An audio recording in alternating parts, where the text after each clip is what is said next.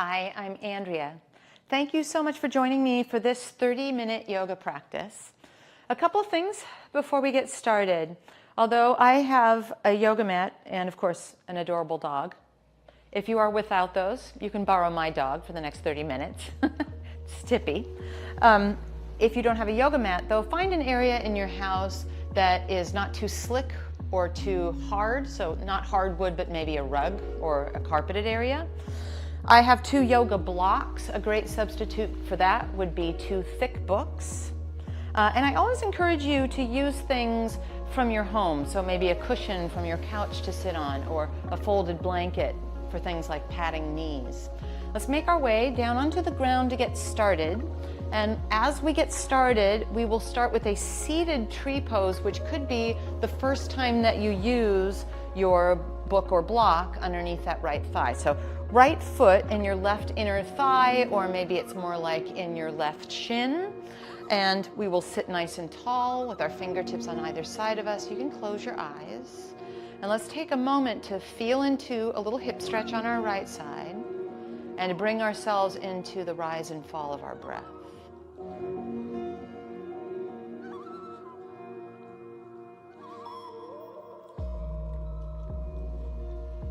We'll take a little bit of a forward fold. So think V shape as you take your arms to the sky, and then right ribs turn towards your left straight leg. And you can walk your hands out a little bit and take a little bit of a fold and a stretch. You'll feel a stretch in this left hamstring as well. And then we'll upright our torso and maybe help this along. So hold the outside of your right thigh, straighten that right leg, and then we'll bend our left knee and put that in our shin or in our inner thigh. So left knee is bent, right leg is straight now, and we V-shape. Well, actually, first let's take our seat like we did. Fingertips behind us, flex your right toes towards you. And let's come into our breath and really fall into this moment.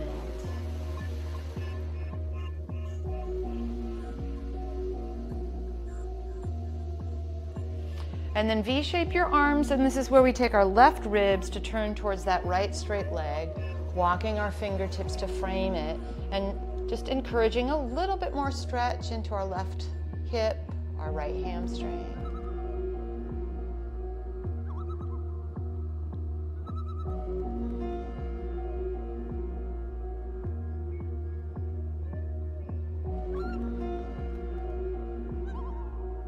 Bring yourself upright. Let's help this along. So now our left knee goes to the sky, and then we will waggle that leg in front of us.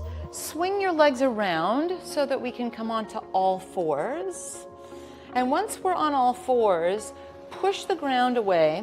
Have your hands directly underneath your shoulders, and we'll just move into a couple of pelvic tilts. So let your hips lift up to the sky, and then let your hips, like a little tail between your legs, move underneath you a little bit. So just moving our pelvis, tilting our pelvis up to the sky, and then tilting our pelvis like our tail is between our legs. Couple more like this, just moving into that pelvic area. We'll be focusing a bit on our hips.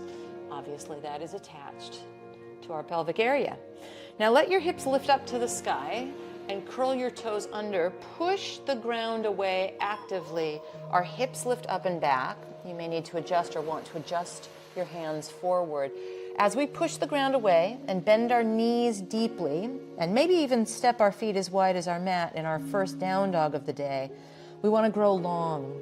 Front body, side body, back body. This feels like a hip hinge. We're an upside down V.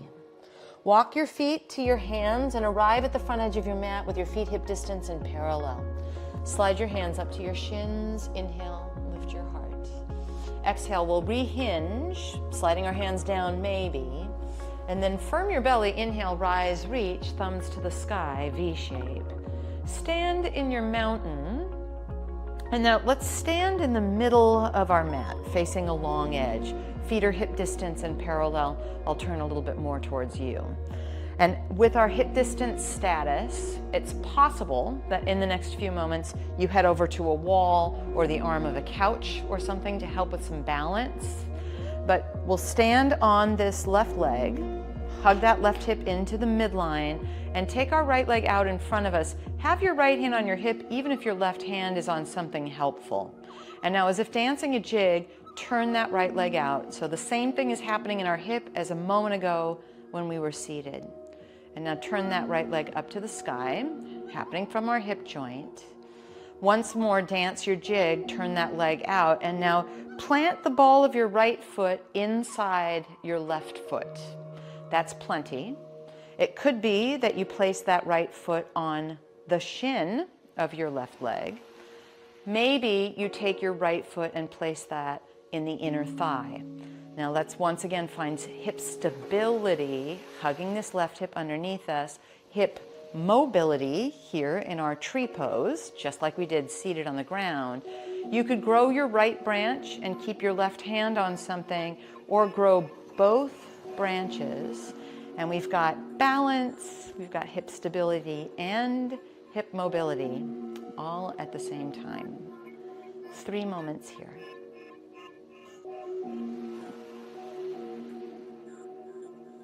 Bring your hands on your hips, turn that right knee forward and step down. Before we step wide, let's organize our props. So you'll take your 2 books or blocks and place them off the back edge of your mat, but within reach once we make this other front edge the front of our mat.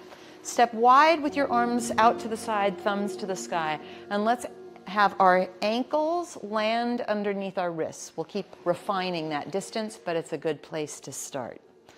Dance your jig like we just did with your right leg turning out, and let that right foot face the short edge of your mat.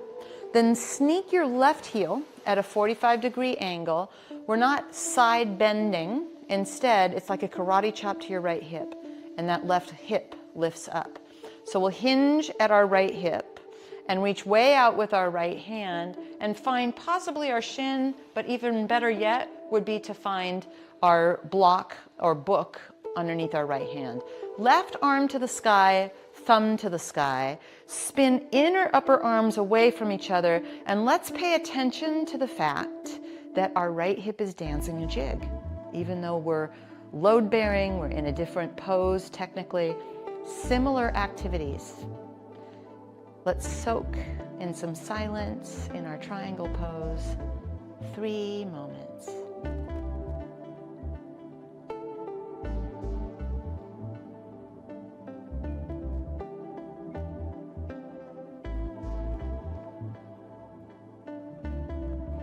This becomes a warrior 2. Let me walk you through it. Look down at your right leg, bend that right knee, and make sure while we're down here that there's a vertical line from your right knee to your right ankle. You can move your book or block out of the way, and we upright our torso in warrior 2. I'd like you to be careful that you're not swinging that right hip behind you. Hug it underneath you. We're still dancing our jig in our right hip. If your arms get tired, you can lower them down and bring them back up again.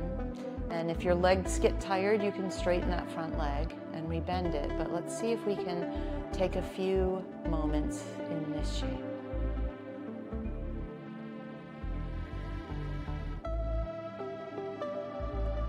We'll straighten our front leg, lower our arms, and turn all toes to face this long edge. Heel toe, heel toe. Let yourself be hip distance. I'm taking one of my books or blocks, and you might do the same. You can also go to the arm of a couch or use a chair or a windowsill, anything that you've got nearby. Much like when we did our jig, we'll bend both knees, so hip distance and parallel, and then take this right ankle on top of your left thigh, or as best you can do that. Hug this left hip into a midline, and then we're hinging, not rounding, but hinging, which is where you might find a wall, your sofa. It could be that you find your book or block, but let's keep the hinge in mind and make sure we're flexing our right foot. So we're getting into our hips once again, with our left hip being the stabilizer and our right hip being mobilized in this figure 4 stretch. 3 moments together here.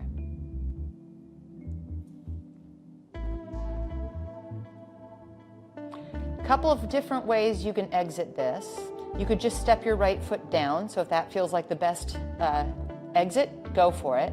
You might keep this figure 4 shape, bring your hands on your hips, firm your belly, come upright and step it down. A little trickier that way. Now take your book or block, if you were using it, and place it back behind you where it's not going to be in our way. And now we stay here in the middle of our mat, but with our feet hip distance, and we will dance our jig. This time our left leg is doing the dancing, and we stand on this right leg. Remember, if you used a wall, or if it was helpful to have something to help balance, your right hand can go upon that. So we'll stand on our right leg, and our left leg goes out in front of us, left hand on your hip. We rotate at that hip, like our dancing of a jig, and then we turn that left leg to the sky, or left toes to the sky. One more time like that. Turn out from your left hip, dancing your jig, and then just plant the ball of your foot on the inside of your right arch. This is plenty. Left foot on your right shin, maybe, or left foot in the inseam of your right leg. And then let's tend to outer right hip hugging in. There's that stability. Your left branch, maybe even your right branch, can reach to the sky. And we're just reconstructing our seated tree pose, standing. A little trickier to balance this one. 3 moments.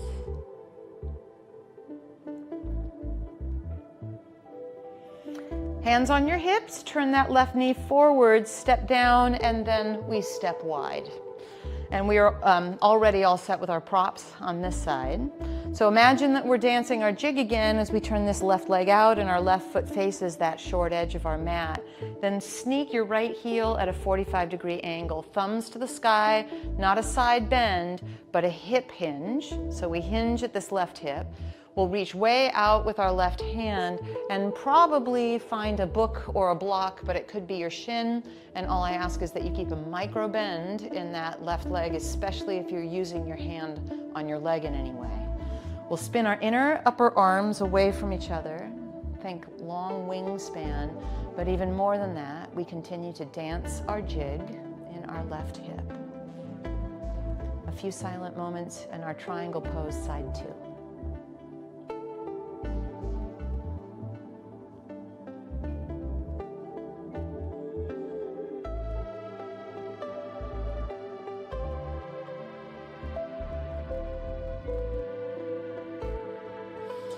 Now this is where I guide you into our warrior 2 stance with our legs. So while we're here, take a look down and bend your left knee, and let's be certain that we've got a vertical line from our left knee to our left hip. We're also not letting that left hip stray back behind us, so hug that left hip underneath you. And then once we're here, once we've got our foundation, we will upright our torso and turn it into warrior 2. You can move your prop out of the way if you want to, or leave it there and just remember that it's there so it doesn't get in your way. We'll try to stay with this, thumbs to the sky, reaching our arms wide and hugging that left hip underneath us. 3 moments.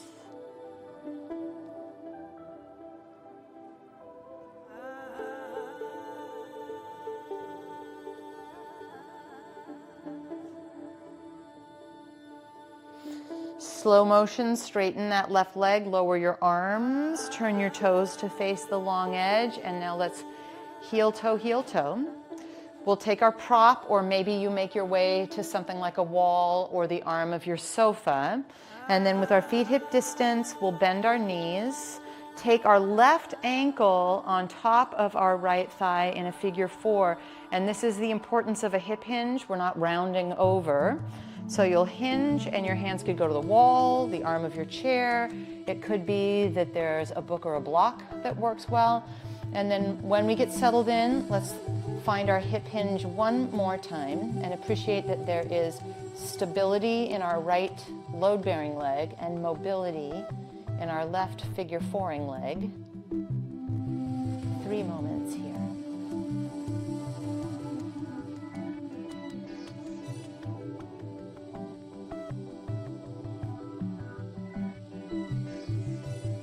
Remember, there's 2 different ways out firm your belly and bring your hands to your hips if that works, or just step it down.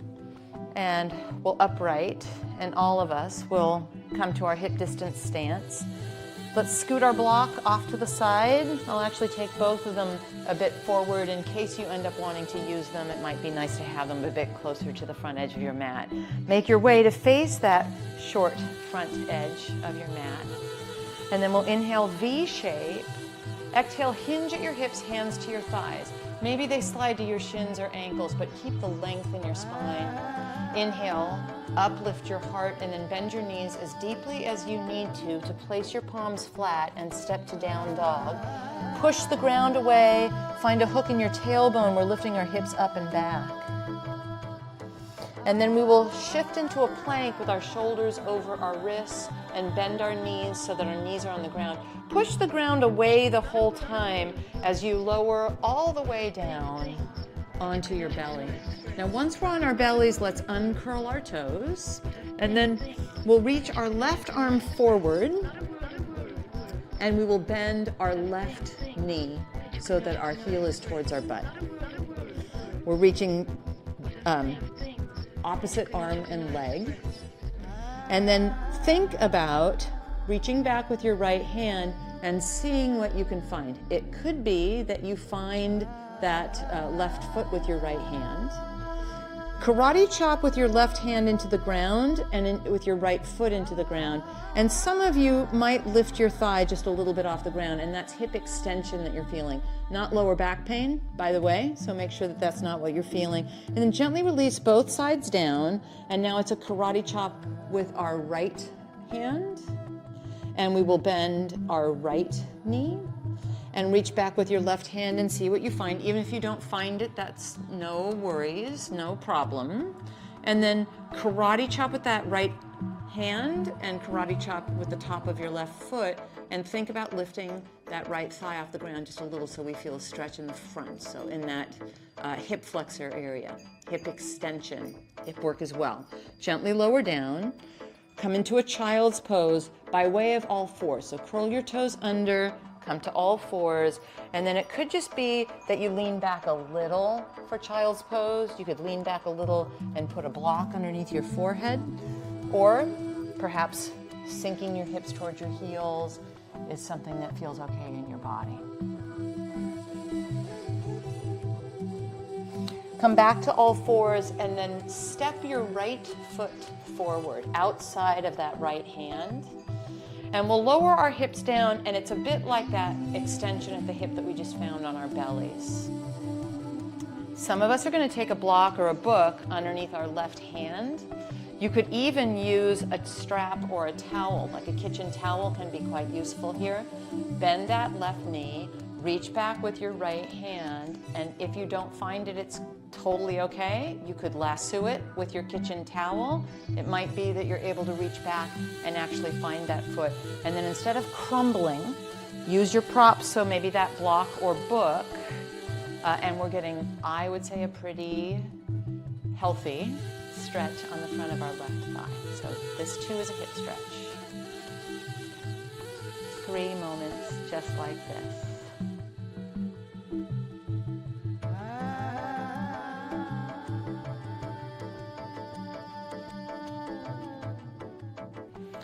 Carefully, gently, let go of that left foot. Walk this right foot over to the left a little bit. You might sit on a cushion or on one of your blocks.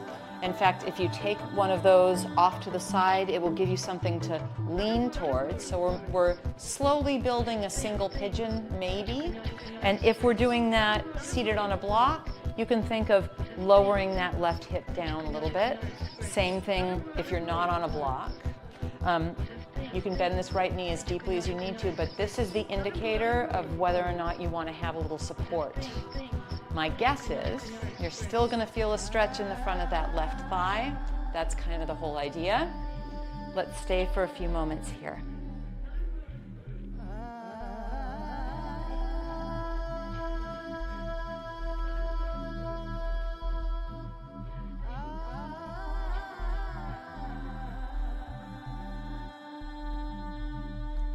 Three more moments like this.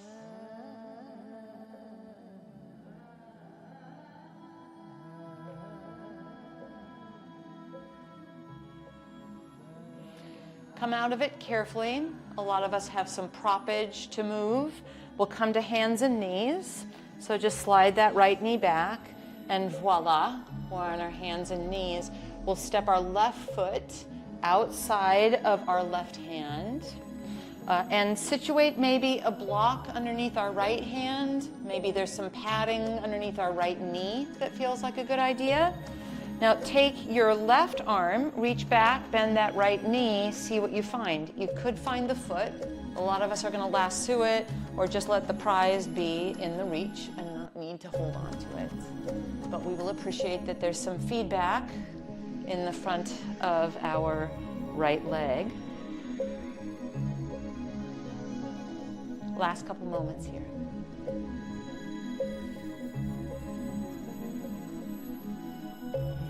Gently let go of that right foot. Walk your left foot over to the right. I'm going to use the prop as a little bit of a place to aim so we can sit that left sit bone down. It might be a little open this way. That's okay. No worries. Listen a lot to your left knee, and we'll see what kind of a single pigeon you might design. Props are terrific to have underneath that left sit bone, and there will be both a stretch in our left hip and also in the front of our right hip, that right hip flexor. We'll give ourselves a few moments here.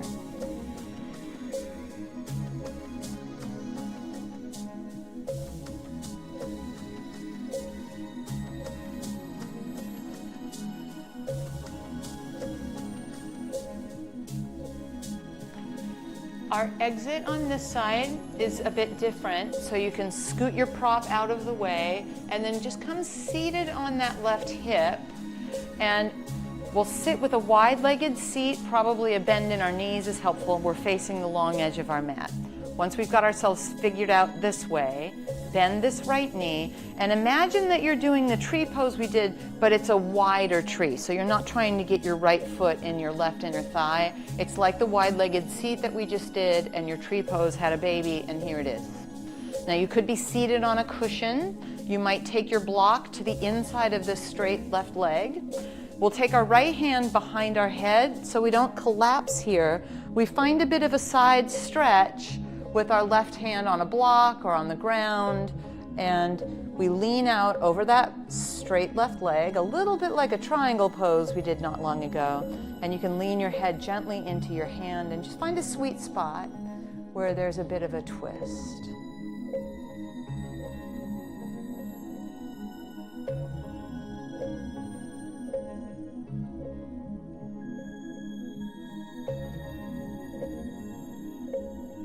Bring yourself upright. Bend this left knee. Place your left foot, your 2 feet together. So a butterfly stance in your feet. This is where you might want to go for that cushion. Fingertips behind you, sit up as tall as you can. You probably don't have to do much to feel quite a bit, but some of you might fold forward. You can hold your feet and fold if you want. If you're rounding a whole lot, I would recommend just thinking of sitting up straight and letting your thigh bones get heavy towards the ground. That's the stretch we're really going for. We'll leave our left leg bent as it is and straighten our right leg out to the side now. Remember, this is if our wide-legged seat and our tree pose had a baby, and here we are. You might pad this. We'll take our right hand either on a block or on the ground, left hand behind your head, and it's just a gentle little lean into that hand. And it may not be that things go very far. You could come to that right forearm, but it's a stretch almost like triangle pose over our right straight leg now. Every inhale we grow long, and every exhale we gently rotate into our twist. We'll stay here for a few moments.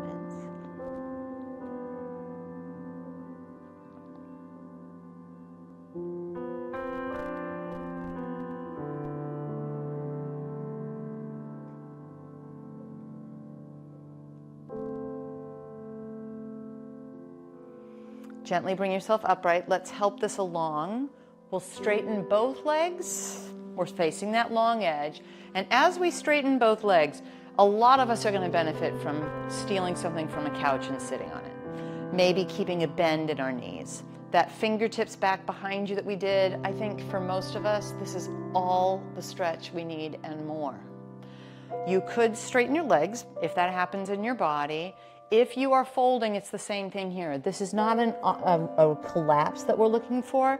I like to actually often take my blocks and use those as a way to feel a hinge. This is sensation driven. This is not you trying to round your way to getting close to the ground. We want to create space. So find a place, whether that's hands behind you and you're seated upright, or maybe a little bit of a venture forward. And we've got 45 seconds to stretch just like this.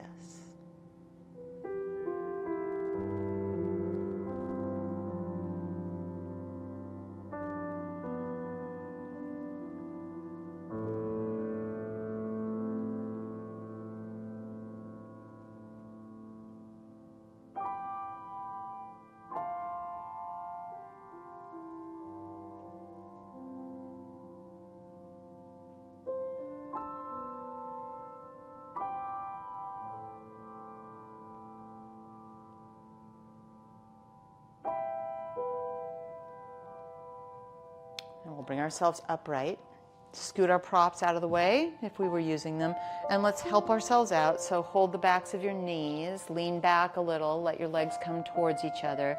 And as we lie down on our back, we'll revisit a shape from a little bit earlier.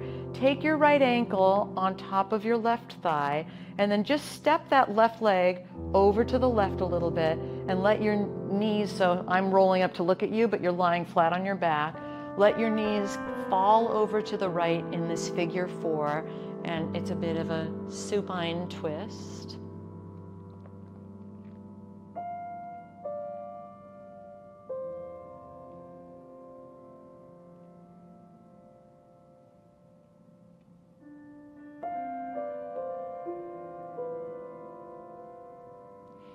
Then let's come to center and carefully place our right foot down.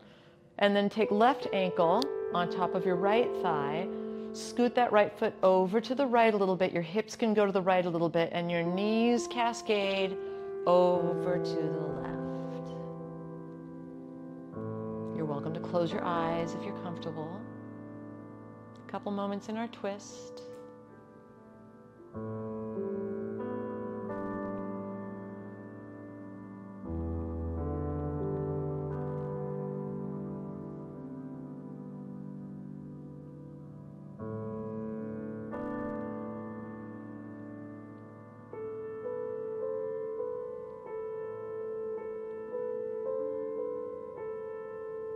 And then ease your way back to center. Step your feet as wide as your mat. Lift your hips up so you can just center yourself. Arms along your side, palms face each other. We'll snuggle our shoulder blades underneath us, and you could stay like this for our Shavasana final meditation, or straighten one leg and then the other. Your feet will flop open. You might close your eyes if that's not comfortable. Just soften your gaze, and then let's let ourselves let go. 2 minutes.